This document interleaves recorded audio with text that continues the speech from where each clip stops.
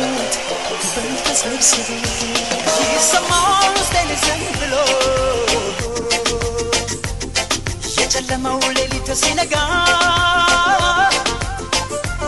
ያን ጊዜ የቱ ጋር ናት ብለው አጠያይቀው ይመጣሉ ኢትዮጵያ ዓለም ሁሉ ይልሻል ያኔ ታዛዥ ልጅ ናት ለፈጣሪ የሁለት ሺህ ዓመታት ምሕረቱን ተቀብለሽ በፍቅር ስትኖሪ የቅዱስ መንፈስ ማደሪያ ክብሩ መኖሪያው እንዲያደርገን ዛሬ ባይሞላም ስለነገው እንደምን ተሰባስበን ወገና ተሰብሰብ በአገሬ ምድር ላይ እንዲሆን ዓለም ተሰብሰብ ካለህበት ሀገር ሩቅ ሳትል ቅርብ ነው ተሰብሰብ በአገሬ ምድር ላይ እንዲሆን ዓለም ተሰብሰብ የአንድ እናት ልጆች ነን እንተሳሰብ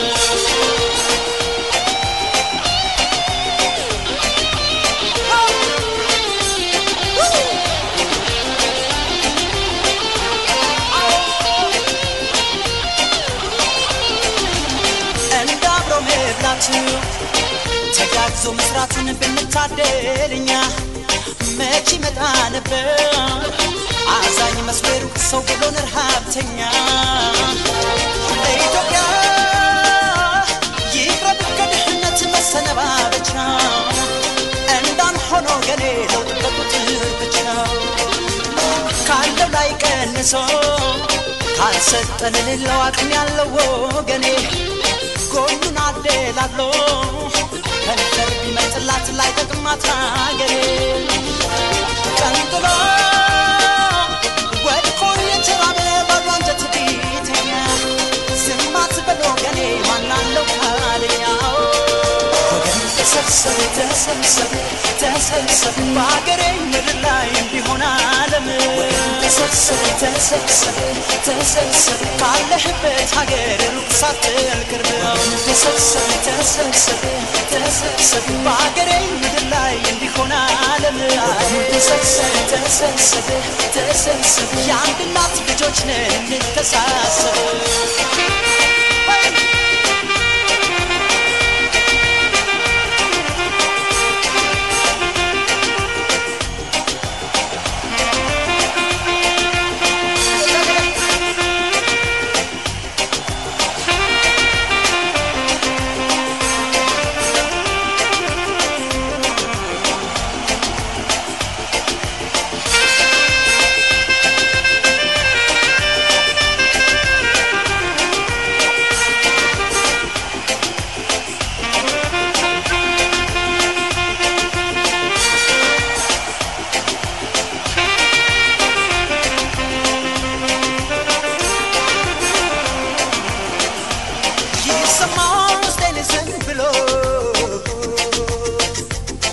የጨለመው ሌሊት ሲነጋ ያን ጊዜ የቱ ጋር ናት ብለው አጠያይቀው ይመጣሉ ኢትዮጵያ ዓለም ሁሉ ይልሻል ያኔ ታዛዥ ልጅ ናት ለፈጣሪ የሁለት ሺህ ዓመታት ምሕረቱን ተቀብለሽ በፍቅር ስትኖሪ የቅዱስ መንፈስ ማደሪያ ክብሩ መኖሪያው እንዲያደርገን ዛሬ ባይሞላም ስለነገው እንደምን ተሰባስበን ወገና ወገን ተሰብሰብ በአገሬ ምድር ላይ እንዲሆን ዓለም ተሰብሰብ ካለህበት ሀገር ሩቅ ሳትል ቅርብ ነው ተሰብሰብ በአገሬ ምድር ላይ እንዲሆን ዓለም የአንድ እናት ልጆች ነን እንተሳሰብ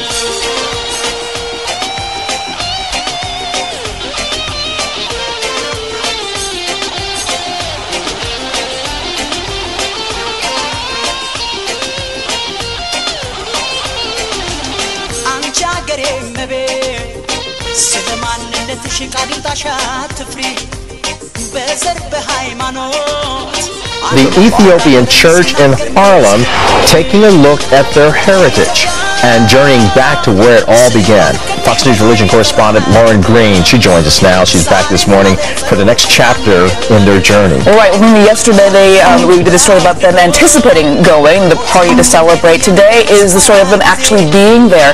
And this is where they see the reality of Ethiopia. Yes, the poverty, but also the spiritual strength, and also because of that, a great deal of hope. So take a look.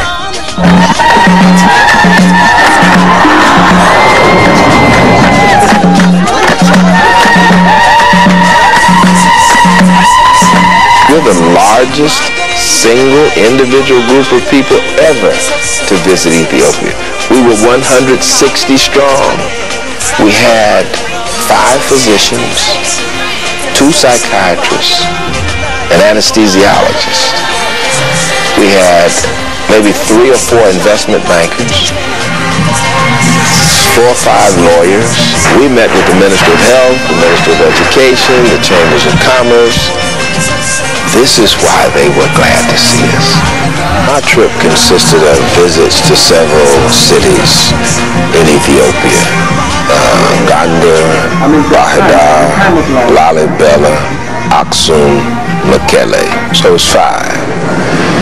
And one of the most powerful experiences was the experience of visiting the Blue Nile Falls.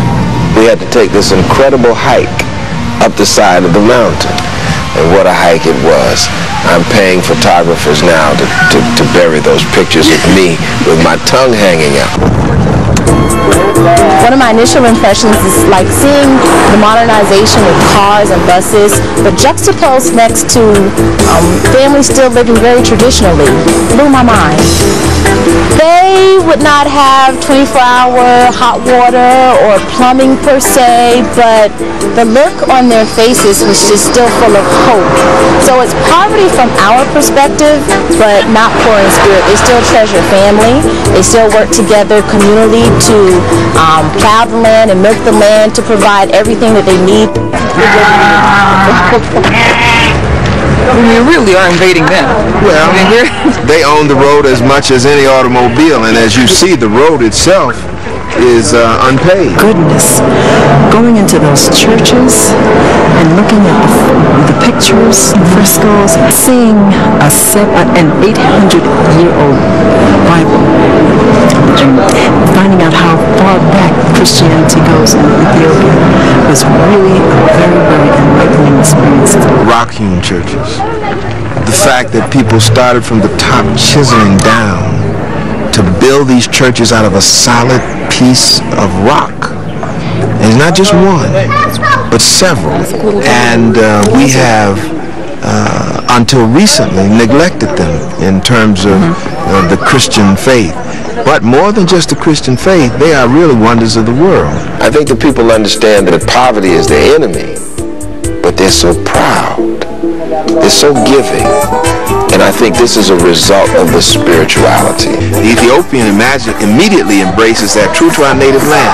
We've come home, brother. We've come home, sister. And it means so much to them, but you can't imagine what it means to us.